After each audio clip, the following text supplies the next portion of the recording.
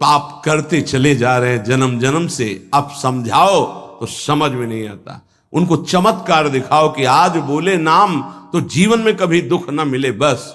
और जो कमा के रखा है उसको कौन भोगेगा? अवश्यमेव भोक्तव्यम कृतम कर्म शुभाशुभम। तुम्हारे जपने ना जपने से प्रभु में कोई फर्क नहीं पड़ता, तुम में फर्क पड़ जाएगा। अगर भगवत विमुख हुए तो यह भी जन्म नष्ट हो जाएगा। तुम्हारा अहंकार काम नहीं करेगा। अभी मानव देह मिला, कर लो थोड़े दिन अहंकार, इसके बाद पता चल जाएगा। इसलिए अहंकार छोड़ो, शास्त्राज्ञा, संत आज्ञा, गुरुजनों की आज्ञा का पालन करो, जिससे तुम्हारा हृदय महान हो जाए। उस महान को प्राप्त करने के लिए हृदय महान चाहिए। तुम्हारा स्वरूप ही है आनंदमय। जीव सहज सुख त्यागे, सहज सुख राशि। तू अपने को नहीं जान पा रहा, इसलिए देह भाव से पापाचरण कर रहा है। अरे सावधान रहना चाहिए। दूसरे की निंदा सुनने मात्र से उसके सारे पाप हमारे ऊपर आ जाते हैं।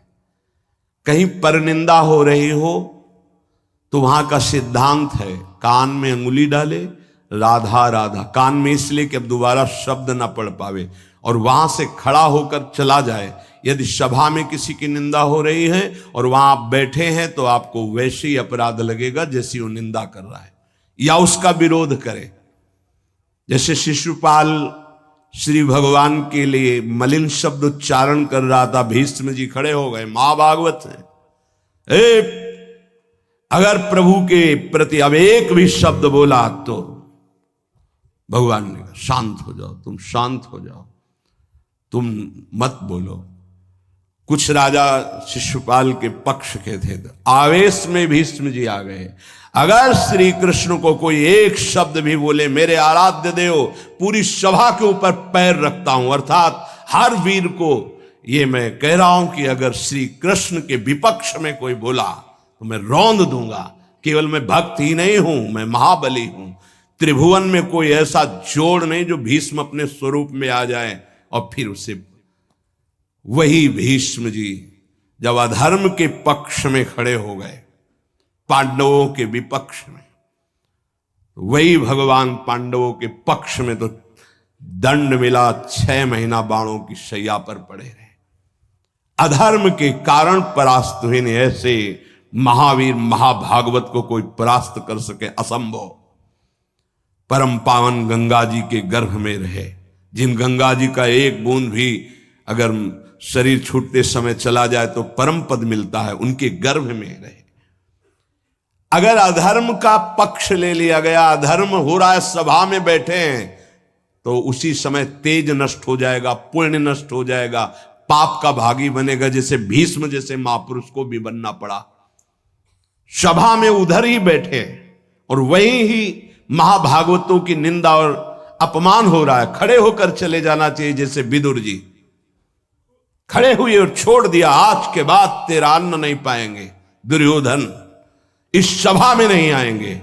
जिस सभा में धर्मात्माओं की निंदा हो, सभा का त्याग कर दे। एकांत फूस की झोपड़ी बनाकर रहना पसंद, भिक्षा मांग के खाना पसंद, अधर्मियों का अन्न नहीं, अधर्म सभा का सेवन नहीं। तो भगवान विदुरानी जी के घर गए थे। पर निंदा सुन श्रवण मलिन, बचाना चाहिए श्रवणेंद्रिय को। जहां किसी की निंदा हो, अब तो शौक है इस बात का, निंदा करने का और सुनने का एक व्यसन है। अपने को बड़ा अच्छा साधक मान लेना, दूसरे को हे मानकर उनकी निंदा करना, ये क्या कर रहे हो? अपने जीवन को गर्त में गिरा रहे हो। पर निंदा के ते आवत नहीं कछु हाथ, मूर्ख पर्वत पाप को ले चल अपने साथ। बचन दोष पर गाए, दूसरों की विषय की चर्चा करने का समय कैसे मिलता है लोगों को? नाम जप करो, अपने विषय में सोचो, तुम्हारा मंगल कैसे होगा, तुम निष्पाप कैसे होगे, तुम्हारे दुखों की निवृत्ति कैसे होगी, तुम अपने कर्तव्य का पालन कैसे करोगे, तुम्हारा धर्म क्या है, इस विषय में सोचो। दूसरों के विषय में बोलने की हमारे पास समय वृत्ति कैसे है? ना तो वृत्ति होनी चाहिए ना समय। पर निंदा सुनकर श्रवणेंद्रिय मलिन हो गई, और पर निंदा करके वचन मलिन हो गए और अपने प्रभु से विमुख होकर, हरि से विमुख होकर सब अपवित्र हो गया। शरीर अपवित्र, इंद्रियां अपवित्र, हृदय अपवित्र, स्वभाव अपवित्र। तुलसीदास व्रत दान ज्ञान तप शुद्धि हेतु श्रुति गावे, राम चरण अनुराग नीर बिनु मल अति नाश न पावे। खास बात कह रहे हैं, शास्त्रों में बहुत वर्णन है। पाप नाश के बहुत से उपाय हैं, बड़े बड़े व्रत, कृच्छ चंद्रायण आदि व्रत, उपवास करने से कुछ पाप क्षीण होते हैं, लेकिन पाप प्रवृत्ति का नाश नहीं होता। शास्त्र ज्ञान भी पाप निवृत्ति का उपाय है, तपस्या भी, बड़े उपाय शास्त्रों में वर्णन किए पाप नष्ट का। गोस्वामी जी कह रहे भगवान के अनुराग के बिना, भगवत प्रेम के बिना जड़ मूल से हृदय निष्पाप नहीं होता। पाप की जड़ है प्रवृत्ति, वासना, कामना, तृष्णा, स्पृहा, इनका जड़ से नाश हो जाता है जब हृदय प्रेम से द्रवित। अपनापन जब प्रभु से होता है, मेरे प्रभु, जहां हृदय में द्रवण क्रिया हुई, आंखों में अश्रु बहे, वो जो पवित्रता होती है, मम भक्ति युक्तो भुवनम पुनात, लोगों को पावन करने की सामर्थ्य उसमें आ जाती है। ये अनुराग प्राप्त करने के लिए मानव देह मिला है, हरि अनुराग। प्रेम प्राप्त करने, कहां प्रेम लग, जरा सी बात हमारे प्रतिकूल हो, हमारी गुरु निष्ठा, भगवान निष्ठा, पता नहीं कहां माया किस कोने में कर देती है कि उस समय में हम केवल उस सामने अनुकूलता को देखते हैं, प्रभु को नहीं देखते, प्रभु के विधान को नहीं देखते। ये नहीं समझ पाते कि हमारे सामने प्रश्न उपस्थित हुआ है, अब हमें अपनी इष्ट निष्ठा, गुरु निष्ठा को परिपक्व रखना है। साधन में उन्नति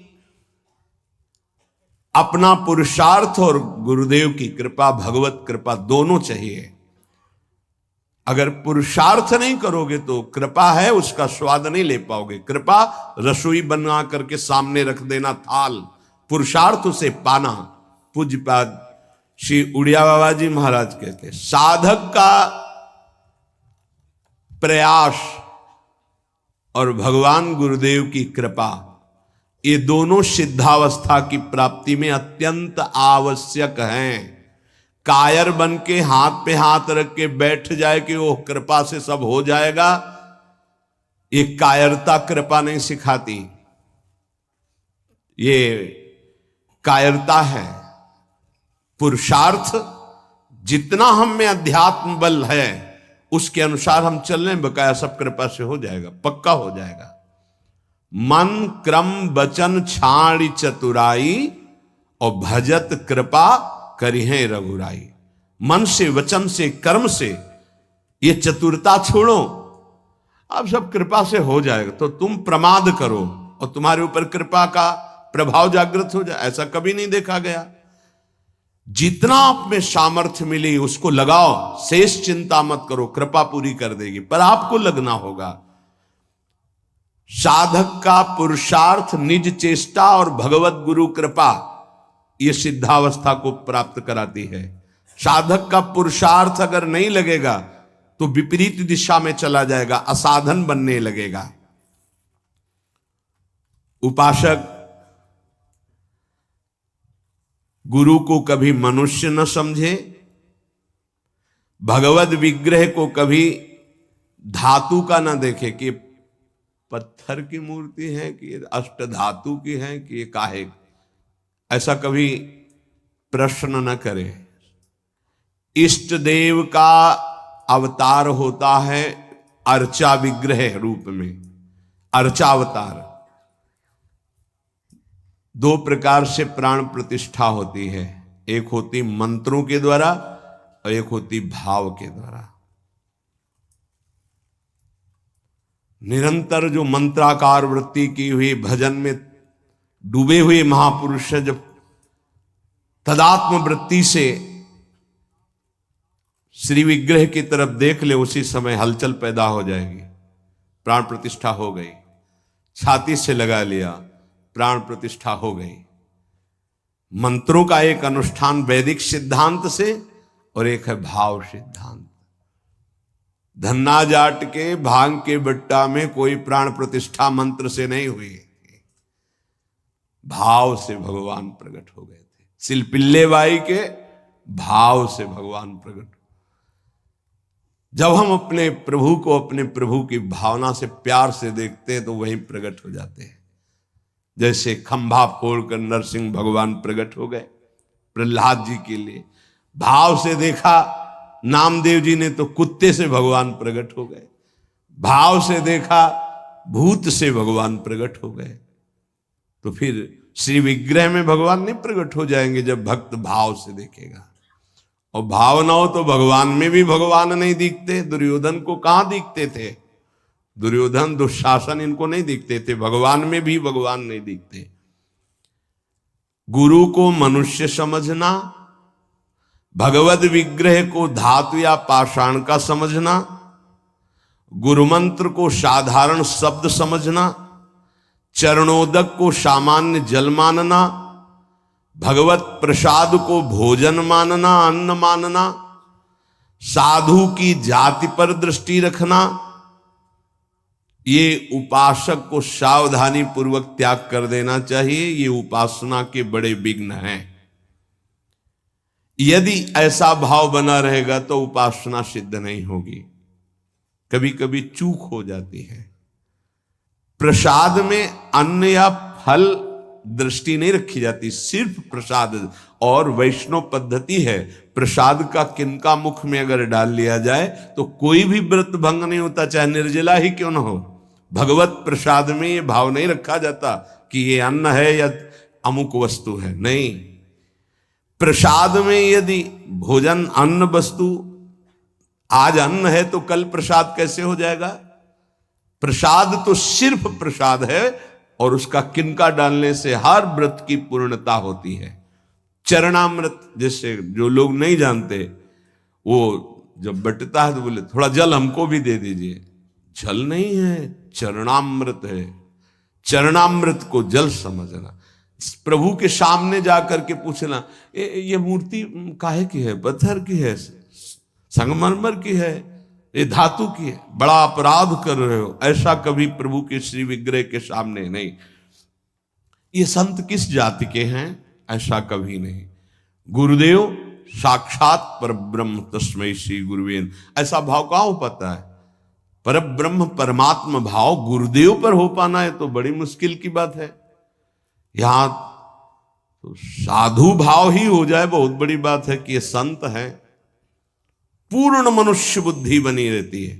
इसीलिए हमको अपने गुरुदेव में आराध्य देव नहीं दिखाते, नहीं तो गुरुदेव अपने स्वरूप को ही तो दिखाने के लिए विराजमान है।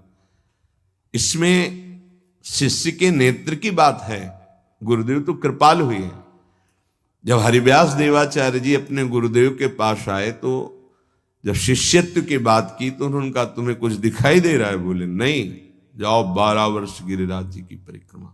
फिर आए, राधे राधे। अब कुछ दिखाई दे रहा है? बोले नहीं, फिर जाओ 12 वर्ष। 24 वर्ष राधा राधा रटते हुए गिरिराज जी की परिक्रमा लगाई। जब आए बोले अब दिखाई दे रहे? बोले हाँ, आपकी गोद में प्रिया प्रीतम विराजमान है। ये अब दृष्टि आई।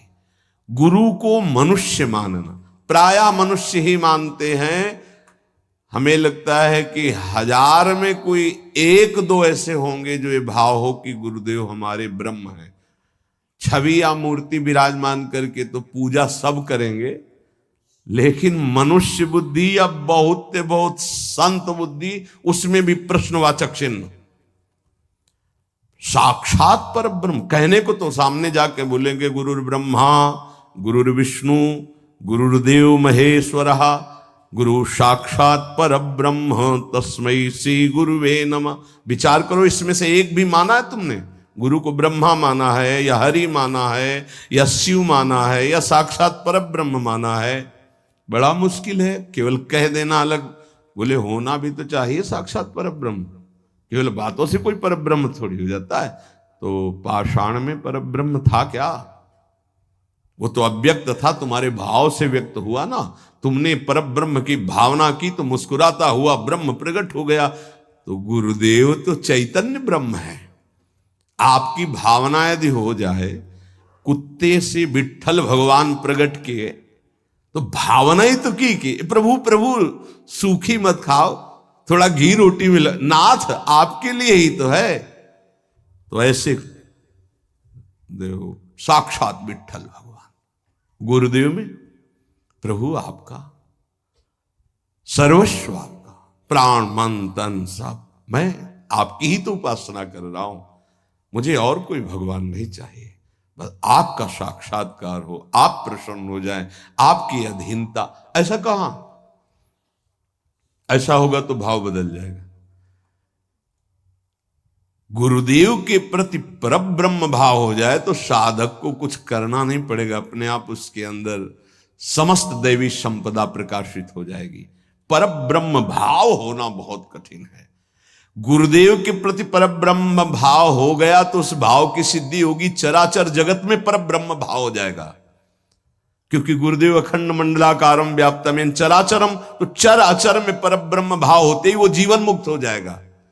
बहुत कठिन बात है। इसलिए उपासक इस भाव को सिद्ध करे। गुरुदेव साक्षात परब्रह्म, भगवद विग्रह, साक्षात मेरे इष्ट देव, चरणोदक, अहो भाग्य जो हमें चरणामृत पीने को मिल रहा है, कोई जल नहीं, और गुरुदेव का मंत्र, ये कोई शब्द नहीं है।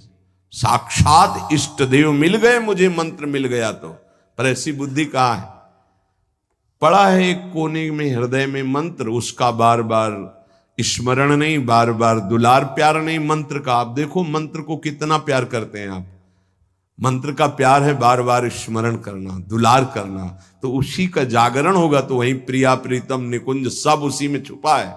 ये जो मंत्र है ना, इसमें सब कुछ छुपा है। मंत्र की ही व्याख्या चतुरासी जी है, निज मंत्र की व्याख्या चतुरासी जी है। चतुरासी जी की व्याख्या 42 लीला और वृंदावन दास चाचा जितने भी पद गाए सब चतुरासी जी की व्याख्या है, और 84 जी निज मंत्र की व्याख्या है।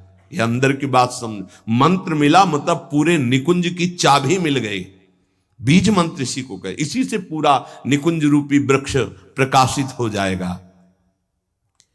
इष्ट देव में, गुरुदेव में जितना तुम्हारे भाव की कमी रहेगी उतना ही उपासना असफल रहेगी। जब अपने इष्ट देव के पास कोई जाता है, जैसे यहां से कोई बोले कि बरसाने जाए, हे सुनो श्री जी को हमारी भी दंडवत कर, अहो भाग्य आपके कि आप श्री जी के दर्शन करने जा रहे, हमारी दंडवत कह देना, हमारी स्मृति, हमारी भी अर्जी लगा देना।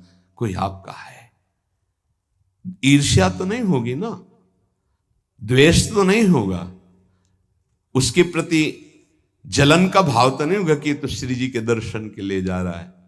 ऐसे यदि हमें गुरुदेव से प्रेम है और हमें दिखाई दे रहा कि गुरुदेव इनको ज्यादा प्यार कर रहे हैं, तो हमारा उससे ज्यादा प्यार हो जाएगा। आपके हो भाग्य, कभी हमारी भी स्मृति दिला देना, गुरुदेव को ये प्रदान कर देना। गुरुदेव, उसके अंदर द्वेष तो नहीं आएगा, जलन तो नहीं आएगी। जब मनुष्य बुद्धि होगी तब जलन होने लगेगी, तब ईर्ष्या जागृत हो जाएगी। नापना चाहिए अपने हृदय में कि गुरुदेव के प्रति मनुष्य बुद्धि का लक्षण है, साधु बुद्धि का लक्षण है, या साक्षात परब्रह्म का लक्षण है। इतनी गोपी जन थी, क्या किसी को किसी के प्रति ईर्ष्या थी क्या? एक साथ बैठकर सब कात्यायनी की उपासना, एक साथ यमुना स्नान, एक साथ अनुष्ठान श्री कृष्ण को प्रीतम रूप में प्राप्त करने का। ऐसे सहस्त्रों उपासक, सही पूछो तो इतना भी अंतर नहीं, सबके प्रति प्रभु का समान प्यार है, गुरुदेव का, प्रभु का। पर जो जितना प्रभु मानेगा, जितना अपनापन करेगा, वो दूर रहकर भी अनुभव करेगा कि गुरुदेव का, इष्ट देव का हमारे प्रति सबसे अधिक प्यार है। यह सबको अनुभव होगा। यदि आप पवित्र हृदय से, भगवत भाव से, तो आपको यह अनुभव होगा कि देखो, देखें या ना देखें, बोले या ना बोले, मिले या ना मिले, मेरा हृदय कहता है कि गुरुदेव, इष्ट देव सबसे ज्यादा मुझे प्यार करते हैं। ये भगवत भाव में रहता है। इष्ट देव और गुरुदेव की परिपूर्णता के भाव में जितनी कमी रहेगी, उपासना उतनी कच्ची रहेगी। इष्ट देव गुरुदेव की परिपूर्णता में, इष्ट देव में कभी एक देशीयता का भाव नहीं रहना चाहिए। मेरे इष्ट देव सर्वत्र विराजमान है, तभी सच्चिदानंद भाव पूर्ण होगा। मन उपासना किए बिना नहीं रह सकता, इसका स्वभाव है उपासना करना। यदि प्रभु की उपासना नहीं की तो भोगों की उपासना ये करेगा ही करेगा, तुम इसे रोक नहीं सकते हो। अगर ये भोगों की उपासना करेगा तो दुख, चिंता, भय, शोक, मृत्यु, इससे तुम बच नहीं सकते हो। और मन का स्वभाव उपासना करना, ये बिना उपासना किए नहीं रह सकता। यदि प्रभु की उपासना नहीं की तो विषय की उपासना करेगा, इसलिए बचाओ इसको विषय उपासना से और प्रभु की तरफ लगा दो। तो बोले, ये जानते हुए कि ये विषय उपासना पाप कराएगी, फिर भी हम इसे क्यों नहीं रोक पाते? तो श्री भगवान कह रहे हैं कि तुम्हारा ज्ञान तीन तरह से ढक गया। पहला, अग्नि में जैसे धुआं पर अग्नि है, अर्थात ज्ञान है, पर धुआं हट जाए तो सही ज्ञान दिखाई दे, ऐसे पहली स्थिति उपासक की विषय उपासना की तरफ, काम वासना की तरफ जब होती है, उस समय एकदम वो ज्ञान जागृत करने के लिए सत्संग आदि का सहयोग तो बच जाएगा। नहीं, दूसरी आती दर्पण में मल की तरह, अब उसमें बड़ा प्रयास करने पर। तीसरी आती है जेर में ढका हुआ गर्भ, अब उसमें समझ में ही नहीं आता कि क्या ठीक है क्या नहीं ठीक है, जो वासना आई वैसी क्रिया हो गई। आवृतम ज्ञान में तेनो ज्ञानिनो नित्य वैरिणा काम रूपेण कौन्तेय दुष्पूरेणानलेन च। हे कुंती नंदन, ये काम अग्नि है, ये कभी तृप्त होने वाला नहीं है। जैसे अग्नि में धीरे धीरे घी डालो तो भड़केगी, वो शांत नहीं होगी। ये ज्ञानियों का बहुत बड़ा दुश्मन है, तो अज्ञानियों का मित्र है। काम से ही तो सुख का अनुभव करते हैं। संसार में शास्त्रों की संख्या में केवल काम सुख के लिए ही सारा चिंतन है। देख लो, हमें पढ़ना लिखना है, खूब रुपया कमाना है, अपनी कामनाओं की पूर्ति करनी। काम का सीधा तात्पर्य केवल एक ही इंद्रिय से नहीं, सर्वेंद्रियों के भोग से है। अगर ये दुश्मन है तो किनका है? जो इस संसार रूपी महान दुखालय से मुक्त होना चाहते हैं। वैसे है तो दुश्मन उनका भी, क्योंकि दुख, शोक, चिंता, भय, पाप आचरण कराता है, पर वो मित्र मानते हैं, इसी से वो सुखी होना चाहते हैं। ज्ञानिनो नित्य बैरिणा, ज्ञानियों का ये दुश्मन है। तो कोई ऐसा न समझ ले कि ज्ञानियों को भी काम परास्त करता है क्या? तो यहां ज्ञानी शब्द शास्त्र ज्ञानी से, ब्रह्मबोध से नहीं है।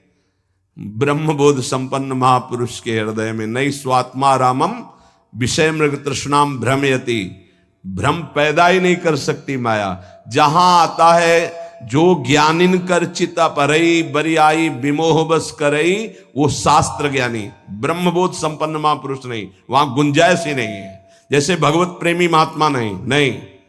अभी वैदिक भक्ति, गौड़ी भक्ति तक हो सकता है, लेकिन अनुराग, जहां अनुरागात्मिका भक्ति जागृत हुई, प्रेम लक्षणा भक्ति, वहां प्रवेश नहीं किसी विकार का। ऐसे ही शास्त्र ज्ञान साधना तक हो सकता है काम का प्रभाव, लेकिन ब्रह्मबोध संपन्न महापुरुष के हृदय में नहीं। ऊसर बरसई तृण नहीं जामा, संत हृदय जिम उपज न कामा। भगवान कह रहे हैं दुष्पूरेणा नलेन च, ये कभी पूर्णता नहीं होती काम में।